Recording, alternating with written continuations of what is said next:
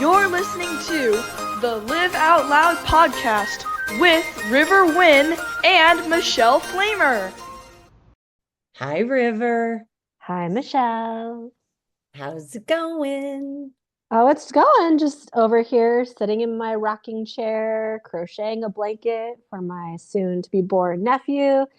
As you called me a little ago, Taurus. look like a grandma. I'm in my grandma era, but I've really been doing this since I was 5. It's just a soft era, right? Because if it's grandma era, then it's your softer era. It's just my authentic Taurus, creative, crafty self, like I've been since I was a child. Yep. Oh my God, little River. So cute. It was really cute. That's hilarious. So, topic of the day is drum roll, please. Don't motorboat it. You would think of motorboating. I know. I'm so gay in that moment. So gay. So we're going to talk about beyond romance. Beyond romance. Redefining our most significant relationships, and meaning basically that friendships are just as important, if not more important, than romantic relationships, and explaining around how lifelong friendship is often undervalued and why you should think more broadly about what it means to be someone's significant other. This is what I hope for all of us, honestly, that we feel like we have permission to share our lives with whomever we are lucky enough to find, whether that's a spouse, a sibling, or a house full of friends, which makes me sincerely smile because, we don't have a name for the property yet. We'll just call it the Live Out Loud resort. Yes, your future, hopefully soon to be manifested property. Exactly. And the way politics are going, I might need to buy sooner than later. Yeah, we might need to be heading out to the woods. Seriously. Solar, back to fucking homeschooling the children. Good thing I know how to can. Good thing you know how to bake too. I am really, when I think about it, like the epitome of like a homesteader wife. You're like the pioneer woman. Yeah. Just rocking skinny jeans. Rocking your skinny jeans, knitting away. I will wear my skinny jeans until the day I die. No one will ever get me out of skinny jeans. Wait. What is the difference between crochet and knitting?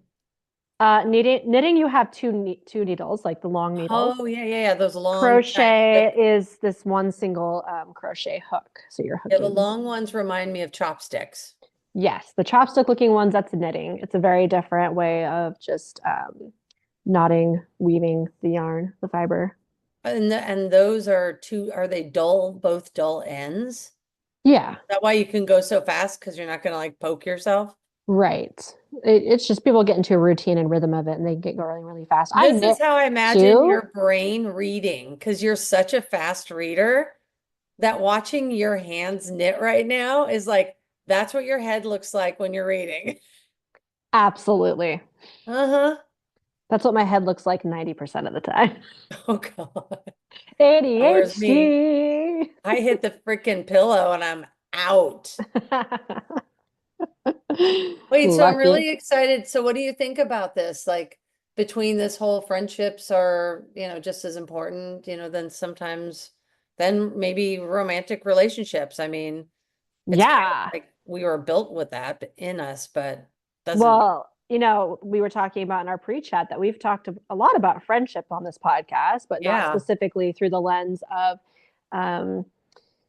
friendship beyond romance, beyond the idea of romantic partnership. And I think a lot of times what happens is that we look at our friendships as kind of placeholders until we find our partner. Yeah. And I recently had a conversation with a dear friend of mine. She was having some struggles, some communication issues with her husband. And in the conversation, I said, can I just speak very rawly to you and just tell you my real thoughts here? She's like, absolutely. Because that's how our friendship is. Like, I'm able to Mm-hmm. say the hard things that sometimes she needs to hear. And I said, it's not fair to expect your husband to be everything to you. Yeah. He's not your therapist. He's Yeah. not everything to you. And I don't frankly think he should be.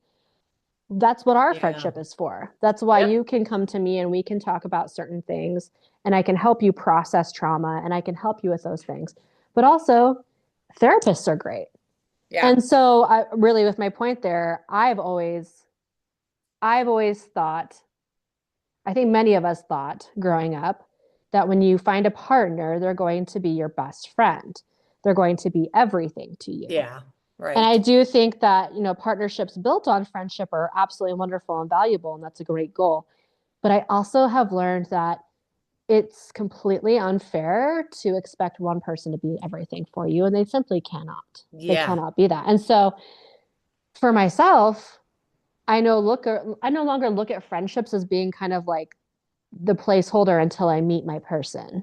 Right. It's It's an no, additive. you're It's all an my additive. yeah, you're my soul family. Like all of my friendships are so valuable to me that um I quite literally wouldn't be where I am right now post divorce without my friendships. Mm-hmm. And every friendship has served a different purpose. For sure.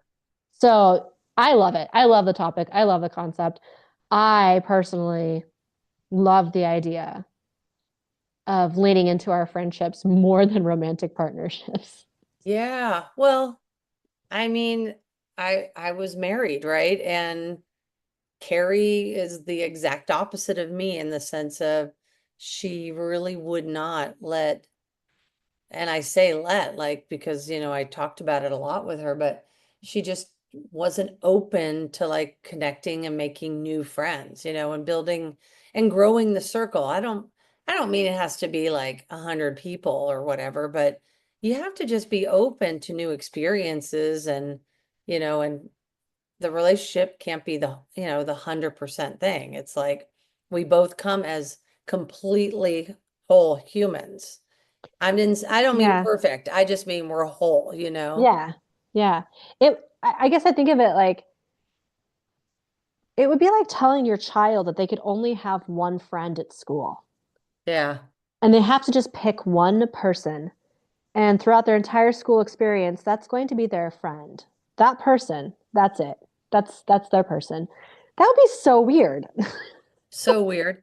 And then, And well, so the fact that we expect, our partner to move through, life as an adult without having uh-huh. friendships or feeling a lot of people get jealous about their partners having friends, especially friends of the opposite gender, or, if you are gay, having, friends of the same gender. Uh, Mm-hmm. there's a lot of jealousy and weirdness around that in terms of partnership. But I think that, at least for myself, I know that my friends have always been my lifeline, always. Yeah.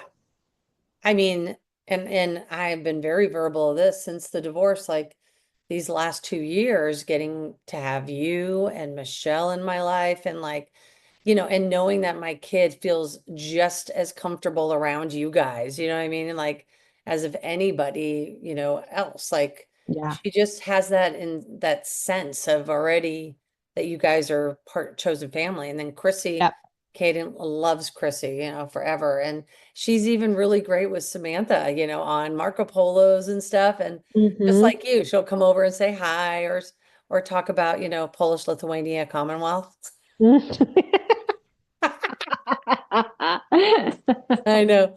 It's the best. It's the best.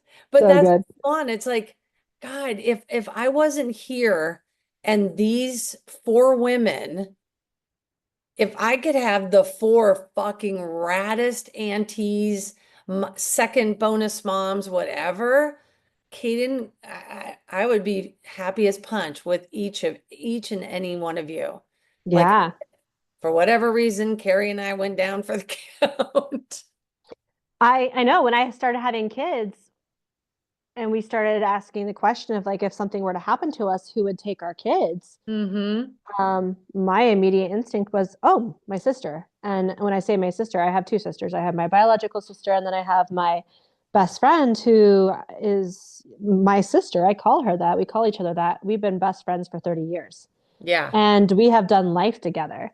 And immediately I was like, oh, her, Kelsey, my best friend, she would have the kids. She would take the kids. Because I know that she would raise my children exactly how I would want them to. She Yep. knows them through and through. We have Yeah. raised our children together. We have been through life together, you know, Yeah. and I would rather her take them than family, to be frank. And Mm-hmm. that speaks volumes to me that I have this person in my life. And her and I joke all the time. Just the other day, I sent her a graphic of like two houses connected with like a tunnel. We were like, it's like, why don't we live like this? And she was like, why don't we live like this? That's Because right. um she is my platonic soulmate. We could live in the same house and raise our children together and do life together. And that would be just as valuable to me as having a romantic partner. Uh-huh. I think the more you go down the healing route, I think it gets clearer and clearer over time where, first of all, relationships can look however the two people intend for it to look, and there is no judgment around any of it as long as they are not hurting themselves Mm-hmm. or the other person, right? Yeah. Or anybody for that matter, as long as they're not hurting anybody. It's like anybody can redesign and co-create what life can look like. And Yeah. I mean, it involves some conversations, hey, how do you feel about me taking a weekend, every 6 months to be with the girls, to be with my friends?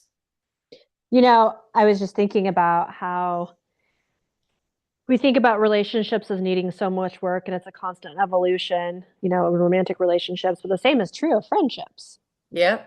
Like the friendships that stand the test of time are the friendships where you can show up authentically with each other and have the hard conversations and have the hard moments. Like my sister and I, for 30 years, we've had some chapters where we were barely speaking for a while because we Hmm. went through some arguments, some communication issues that were very frustrating. And we've lived together for a large portion of Yeah. those times. Like we've been roommates many times.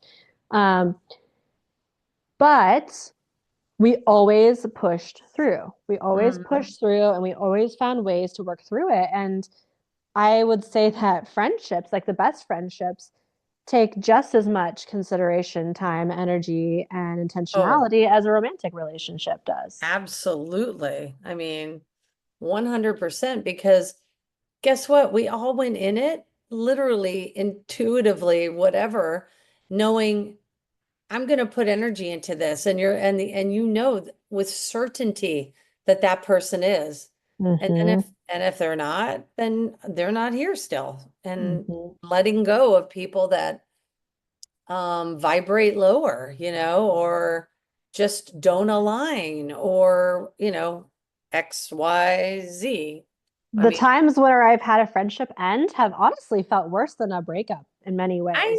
know it's Because they horrible. they know you in a different way. Mm-hmm. And you've done life together in a different way, and it's an awful feeling. It is, but it's also really miserable being lonely in a marriage. It is, and it's also miserable being unheard and unseen in a friendship. Yep. Yeah. They literally do feel the same Yep. in so many ways. And I think that's why there are people who will say, my partner is my best friend because their relationship so closely mirrors what a friendship is, but they have the extra added piece of also being sexual partners. Yep. In fact, I had a friend call me yesterday, or maybe it was the day before when I got back from New York, and she was like, "Oh, so I'm back together with, so and so." And I was like, "You guys are so lesbian. You're in so gay." in what way? Oh, because God, lesbians get back together, get on again, off again, on again, off again. It's a new country song. On again, off again, on again, off again. No, but sincerely, it's like, so I said to her, I said, just make sure you don't, lose yourself. Like I was non-judgmental. We listen and we don't judge. We listen and we don't judge. We listen and we don't judge. And that's the difference. Yes, In most romantic relationships, people judge each other. they This is do. this is the other thing is like, why do we have to act different with romantic partners? It's I've so often thought stupid. that. I've often thought that. I'm like, It's what so is it about stupid. the fact that we're smashing genitals makes us so much weirder about things? It's like all of a sudden you get to say about my whole life and what I fucking wear and how my hair is. Like, oh my God, why is it? Yeah. So anyway, so I said to my friend yesterday, will you two stop, can you just stop having sex for a week so you can actually see like what you're feeling? And that was my advice. I think that's great advice. Well, yeah, because it takes that pressure out of it's like it takes this weird negative, weird, not negative, like this energy around, it's hard to make true decisions when you've just had an orgasm. Yeah, yes, 100%. So yeah, so the thing is with friendships, especially intentional friendships these days, like, our circle, Mhm. um, anybody who comes into that has to be more, well aligned with that. It's like anything else just rubs us all. We're like, what was that? It's like a little weird disease powder trickling down on us? Oh, your descriptors today are spot on. Yes, though, I agree. And it's weird because we no longer have, at least I know for myself, I no longer have the tolerance for just really shallow interactions. Yeah, Like, I just don't have the capacity for it. yeah, If I'm not getting to really know someone for who they truly are and having an authentic connection with them, yeah. it's really hard for me. Me too. Yeah. It's like I used to call everybody my friend, but now it's like, Uh-huh. no, I have my friends and then I have my acquaintances. Uh-huh. That's funny. I started using that around last summer. I noticed I did that because I Mm. was like, "Oh, I can't give this person the same credit." Hmm. Yeah, It's interesting. absolutely. Yep. I mean, because the energy that we all put into one another is literally a relationship. Like, it really is. I mean, it is like, It is like you and I talk almost every day. that's right. And And I love it. my other best friend and I, we talk every day. Yep. And sometimes we talk multiple times a day. Yep. And sometimes we're on the phone with each other for an hour or 2 hours, body doubling on the phone, cleaning our houses. Uh-huh. And these are my important relationships. Like these are the relationships I have, Mm-hmm. are my circle. And Yep. that's about 5 people. That's about 5 people that I um, put as like my highest relationships. And Mm-hmm. right above that is my children. Yeah, Yeah, absolutely. They're so cute too. my children, they are so I have cute. fun with them. They're so cute. They love Auntie Michelle. I love them. No, I really like this topic. I thought it was important to talk about and, you know, giving ourselves permission to just be and say, like, anybody new in my life is like, these are my people. Hmm. If I feel like going to visit that person, I'm going to go visit that person. Like, this is Hmm. what we do. So I'm curious for you, given the history with your ex and the context of friendships, like what will be important for you when you do have a partner? How will your friendships, like what's important for you around that in partnership? Like how your partner shows up in terms of friends and friendship. Mhm. I mean, I for sure want them to have a few of their own, their own friends and stuff because I do think it's really, really important for us to not be each other's therapist, each other's, I mean, like, you want to stay in that romantic space and you don't want to end up feeling like someone's mother or sister or, which can happen, especially with two women. It really can. Mm, I More could see that. so. Yeah, Yeah. it just happens more so. It's like we're naturally more maternal. So there's a real fine line sometimes, and that's why there's this thing called lesbian bed death. Mm, And it's just we get into the sense of just wanting to take care of each other, but it hmm stops feeling romantic. hmm And it can be fixed through Yeah. communication and therapy or Yes. maybe being really cognizant from the get-go and just building up from the beginning like good habits. Yeah. I feel like this is not something in the past that I would have said, and I didn't think this in the past. It wasn't something that was on my mind in terms of dating. But I think that for me, a person not having good, solid friendships in their Yeah. life is actually a red flag for Uh-huh. for me, I for love me at that. least. No, Um, I value that. I think and that's really wise. and I think that also an important factor for me is getting to like if I'm going to date someone, I want to get to know who their friends are because I want to see who they're surrounding themselves with. Because Exactly. the people that someone socializes with and Like you're only as rich as the person, like who you hang yeah, out with, like that. and I look back and I'm like, okay, my ex-husband, 98% of his friends are racist, are Oof. homophobic, Nope. are heavy drinkers, are womanizers, cheat on their wives. Like this is who he's surrounded with. And there was only two friends out of his friend group that I would consider to be solid, upright, Quality ethical, people. quality people. And they had been Yeah. friends since childhood, and that's why they were still friends with him. One of them is now dating my sister, and I love Oh, him, and he is right, right, right, right. uncle to my kids. Yep. The other one unfortunately passed away right after we got divorced, which was very hard and sad for my kids. They looked Yeah. up to him like as an uncle as well. But in hindsight, I'm like, the caliber of the people he was surrounding himself with should have told me a lot about who he was. Yeah. I And those definitely, things did come up yeah. throughout our marriage. Moments came up where I had to confront the fact that he was surrounded by people that I did not like. Yeah.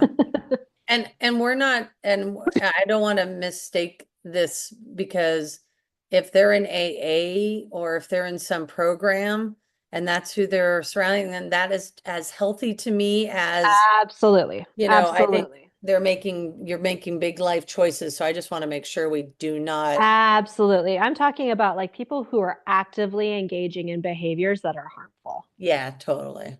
Yeah. Agreed. Yeah. So moving forward for me, it's going to be so important that Oh, whoever I date not only meets my friends and gets the stamp of approval from my friends, but also has his or her, whoever it is, their own set of awesome, wonderful human beings in their mm-hmm. life. That's going That to be, everyone becomes an add to, an additive to your yeah, already good life. exactly. I love that idea. I love that whole thing. I mean, I'm down for that because like I was telling you, even, that easily one of you guys could raise Caden. I'd be totally fine with that. And I wouldn't haunt you for the rest of your days. I was kidding. I won't have to come after you, lady. Well, hey, we're spiritual and we're going to be together in the afterlife anyway, so. Damn right we are. That thread you're weaving right now is just the tipping point to our cord. Exactly. I love that.